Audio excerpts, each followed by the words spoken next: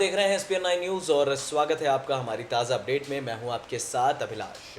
इन दिनों लोकसभा चुनावों का दौर जारी है और सभी राजनीतिक दल अपने अपने तरीके से हथकंडे जो हैं वो अपना रहे हैं। सभी राजनीतिक दल ये कहना चाह रहे हैं कि भैया वोट हमें दो, हम आपका भला करेंगे।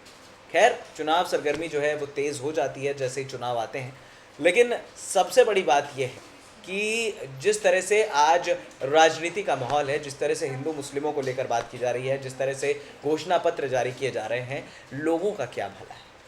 पिछले 5 सालों में कितने किसान मरे और इन 5 सालों में कल बीजेपी ने अपना घोषणा पत्र जारी किया कि हम किसानों को 6,000 रुपये सालाना देंगे, 1 लाख से कम के लोन पर हम उनको बिल्कुल ही टैक्स फ्री कर देंगे, कोई ब्याज नहीं लगेगा। लेकिन जब इस तरह की चीज़ें सामने आती है तो ये 5 सालों के बाद ही क्यों आती है, जब चुनाव आते हैं उस दौरान ही क्यों आती है।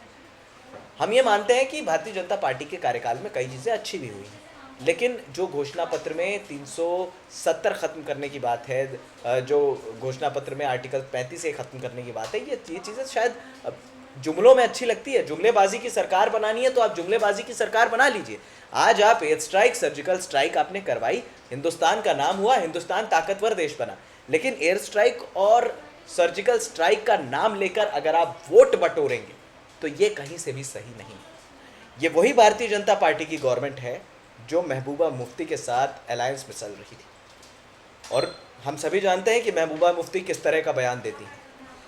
उन कश्मीरी लोगों को शायद जो हिंदुस्तान में रहना चाहते हैं, जो शांति और अमन चाहते हैं, और ऐसा लगता है कि पूरा देश शांति और अमन चाहता है, लेकिन जब इस तरह के नेता यहाँ पर बीच में खड़े होते हैं और इस तरह की बयानबाजी और इस तरह की जुमलेबाजी सामने आती है तो फिर समझ पाना बड़ा मुश्किल होता है कि आखिर हमें डर किससे है।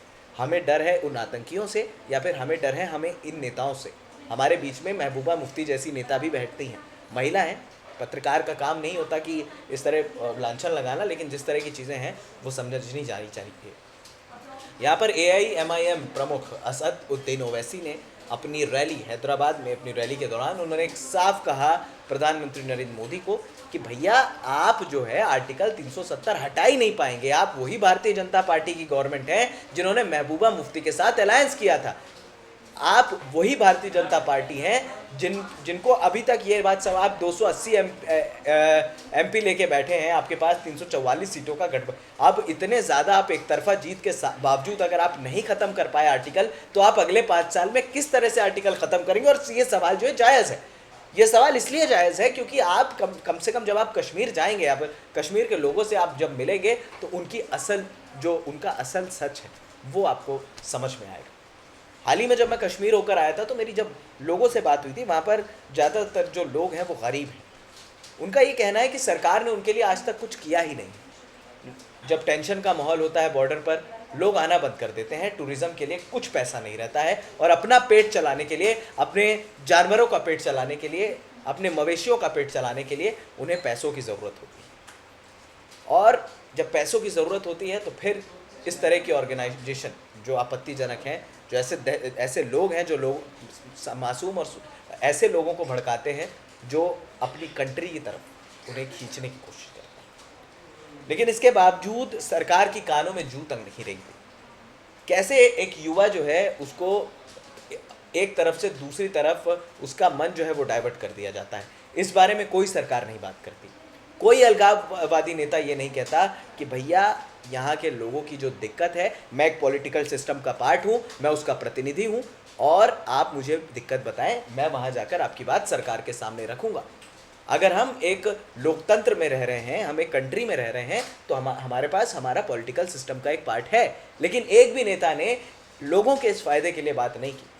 जब बात होती है आर्टिकल 370 ख़त्म कर देंगे, आफ्स्पा हटा देंगे, 35 से ख़त्म कर देंगे, ये सारी चीज़ें ख़त्म कर लेंगे, लेकिन अगले 5 साल फिर वही रोना आदमी देखेगा और उसके बावजूद लोग ये नहीं समझ पाएंगे कि आखिर सच क्या है और झूठ क्या है। हालांकि बीजेपी के घोषणा पत्र में कई ऐसे वायदे किए गए हैं जो शायद ये बताते हैं कि अगर भारत 2022 के जो ये सपने हैं, अगर ये इनमें से 50% भी पूरा हो गया तो आज भारत को जापान होने में समय नहीं लगेगा।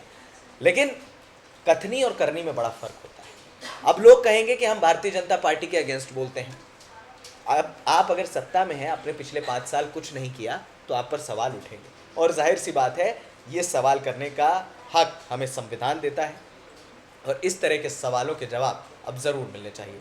बहरहाल असदुद्दीन ओवैसी ने जिस तरह से निशाना साधा है भारतीय जनता पार्टी पर, हैदराबाद में इसका फ़र्क पड़ेगा। फिलहाल इस खास अपडेट में इतना ही। हमें दे दीजिए इजाज़त और हाँ, हमारे चैनल SPN9 न्यूज़ को सब्सक्राइब करना मत भूलिए।